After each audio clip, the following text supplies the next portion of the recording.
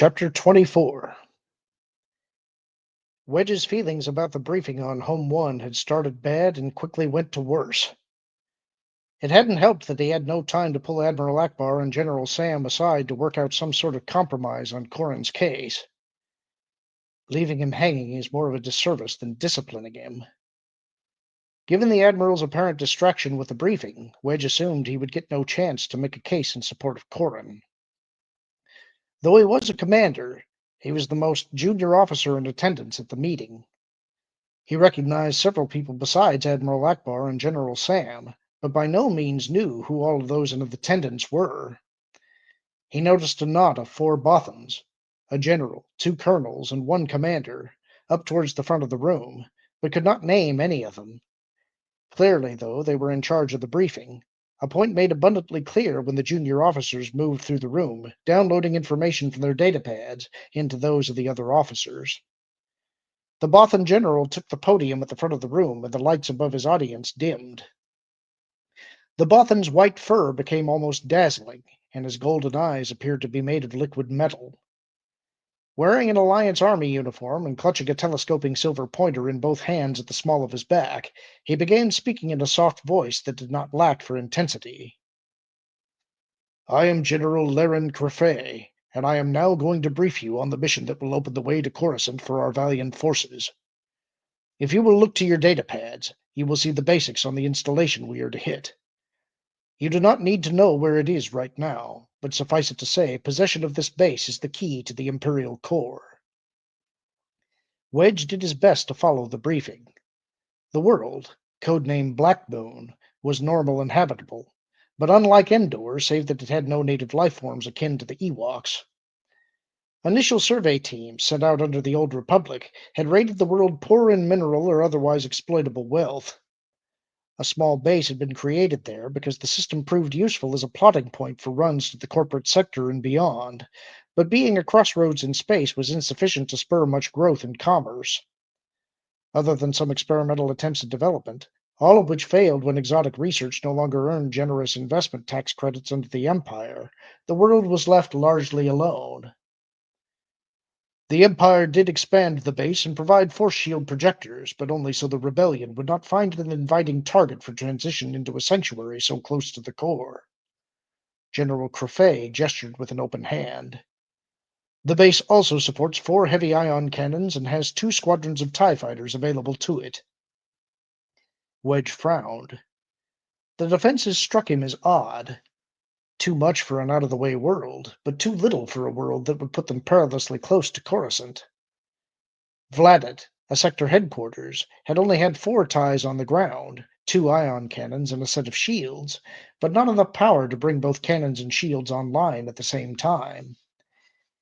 Wedge didn't get the feeling that Blackbone was some sort of Imperial trap, but he did think it was tough enough that the imps on the ground might be able to summon help from other worlds nearby and hold on until it arrived. The Bothan general went on and described his proposed mode of attack. It consisted of using the Emancipator, one of 2 Imperial Star Destroyers that had been captured at Endor and repaired by the Alliance, to batter down the shields. General Sam's Defender Wing would then go in to pound the Imperial facilities and defenses, with Rogue Squadron keeping the TIEs away from the bombers. Once ground resistance had been weakened, troop transports would land Alliance troops and complete the conquest of the world. General Crefay concluded, "I expect to be operational in 2 weeks, with conquest completed within 15 standard days from now." General Salm looked past Wedge to Admiral Ackbar. "This plan is already approved?" Ackbar, who had a silver Mon Calamari admiral, Regeb of the Emancipator, on his other side, wore a pained expression on his face. "Yes, General Salm. This plan—" Crefay interrupted him. "Forgive me, Admiral Ackbar, but I believe I can answer that question myself." The Bothan brushed the white fur on his face with his left hand, bringing the fur down to a point at his chin. "Yes, General. The Provisional Council has approved this plan. Would you be objecting to their exercise of wisdom in this matter?" "I would never do that, General Crefay, but 2 weeks to prepare for an assault is a very short time." If your pilots are not up to it, General, there are other Y-wing squadrons in the fleet. My people will be ready. No love lost between these two. Wedge raised his hand. If I might, I do have some questions about the operation. The Bothan opened his hands indulgently. Please proceed, Commander. The deflector shields. Your report shows them vulnerable to bombardment when they are projected far enough to cover non-essential satellite facilities on the ground. What if the commander just shrinks the diameter of the coverage? It would not matter. The base has insufficient generating capacity to bring up shields that could withstand our bombardment. Even if the ion cannons are not online? That question brought a moment's hesitation before it was answered. It would make no difference. Wedge didn't like the faint confidence in Crofet's voice. The success of the operation was predicated on bringing the shields down. While Wedge didn't want to think General Crofet was being stupid, his reliance on bombardment from space seemed remarkably short-sighted. The Imps had chosen to use a ground assault on Hoth to bring the shields down. When bombardment had worked elsewhere in the past, the Hoth solution seemed to work the best, and the presence of ion cannons on the ground meant the ships doing the bombarding would be disrupted, slowing their schedule and raising the specter of help coming in from another system in time to beat back the assault. He raised his hand again. Yes, Commander Antilles. I don't see a breakdown of the ties on Black Moon. Are they eyeballs, squints, dupes, or brights? The Bothan's eyes hardened. I beg your pardon. General Salm translated. He wants to know if the fighters are TIE starfighters, interceptors, bombers, or advanced models. Ah, starfighters mostly, and some others. Crofet looked around the room for another question, but no one had any. To maintain operational security, you will not be given the actual coordinates of your destination until you head out. The simulation packages you are given will fill your needs for detailed information.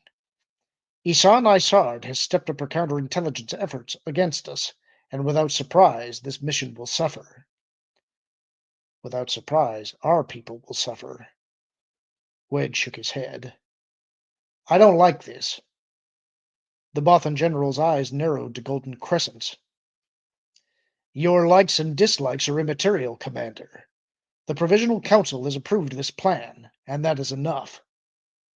The Corellian pilot bristled at the rebuke. They may approve of it, but they're not going to be flying this mission, General.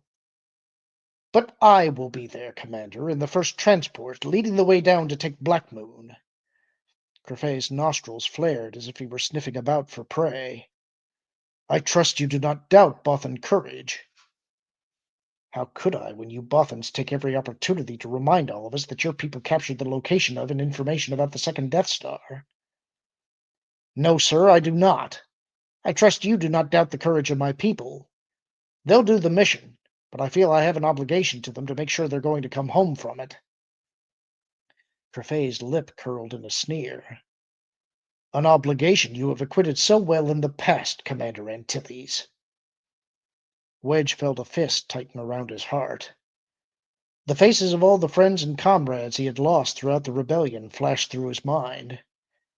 It struck him that each one of them had become posthumous heroes specifically to allow idiots like Crofet the opportunity to make more rebels into posthumous heroes.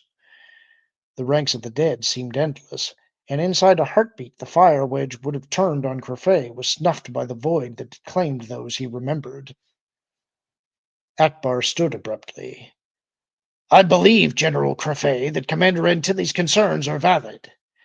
I am surprised your normally painstaking precision in matters of intelligence gathering has been allowed to flag here. If you will, you have told us the hour the tide will be high, but some of us need to know the minute and the second. You have it within your ability to provide us this information, and you will. The Bothan glared at the Mon Calamari. Or I will see fit to cancel the operation. But the Council approved it. Ackbar's chin came up. The Council is a political body that makes political decisions. Unlike a battle where the outcome cannot be reconsidered, political decisions can be recalled and revised endlessly. The Council did decide that a move towards Coruscant needed to be made, and your assault met the parameters they set forth. This does not mean it is the only plan that might do that. We shall see whether or not this assault goes forward, Admiral. I will distribute simulator packages to all the commands so they may begin training. The Mon Calamari rested his fists on his hips. You'll get that data, or I shall destroy all your simulator packages myself. The Bothan nibbled his lower lip, then nodded to his staff. Fine. We will get you the information you want, if it is obtainable. He snapped an order in Bothan to his aides, and they trailed him from the room. The room emptied rather quickly, leaving Wedge, Sam, and Ackbar alone before the illuminated podium. The Mon Calamari lowered his head and peered down into Wedge's face. You have my sympathies. That was uncalled for. Wedge still felt like he'd been gut-shot. Why is it that everyone gives the Bothans credit for locating the second Death Star and announcing the Emperor would be on it? Has everyone forgotten the Emperor lured us to Endor to exterminate us? The Bothans were had, yet they wear their deception like a badge of honor. The Mon Calamari nodded slowly. I have heard others voice your opinion, mostly those in the Council who have found themselves between a Bothan and some mote of power. Bothans would tell you that the Emperor only conceived the ambush after the information was stolen, and he became suspicious. We only have the Emperor's word that he fooled the Bothans, and while Luke would never knowingly lie to us, I cannot trust the Emperor in anything. Wedge sat forward and scrubbed his hands over his face. I'm sure you're correct, Admiral. I guess I just see that doubt as the shadow lurking behind the unbridled self-confidence the Bothans exhibit. They may have been right about the Death Star, and Crefet may be right about this Black Moon, but if he isn't, lots of people will die. I share your concern, Commander. You will get your information. The Corellian nodded. Can you tell me where this Black Moon is, anyway? Ackbar hesitated. Need to know, Commander, and right now you don't need to know. Before you go, however, you will have all the data you need. The Black Moon system is located in a dense sector, with limited ways in and out. Computing astronav solutions will be simple since there are so few. It makes ambushes easier, too, so the information will be provided when you need it, not when you want it. Wedge mulled that over, then nodded. I do understand the need for security.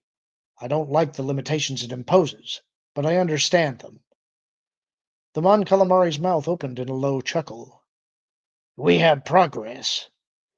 You'll be moving from the fleet to a world called Nokwazar, and you will stage from there. Several other units will join you there, including Defender Wing. He clapped his hands together. So, I imagine you would like to discuss the charges General Salm will bring against Corran Horn. Wedge sat back up. If we're going to be living together, I think it would be for the best. Do you concur, General? Sam nodded his head.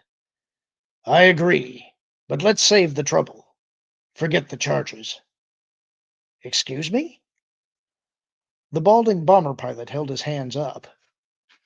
If I push for a court-martial of Horde for his actions, I'd be a fool, and he'd sit out this assault on Black Moon.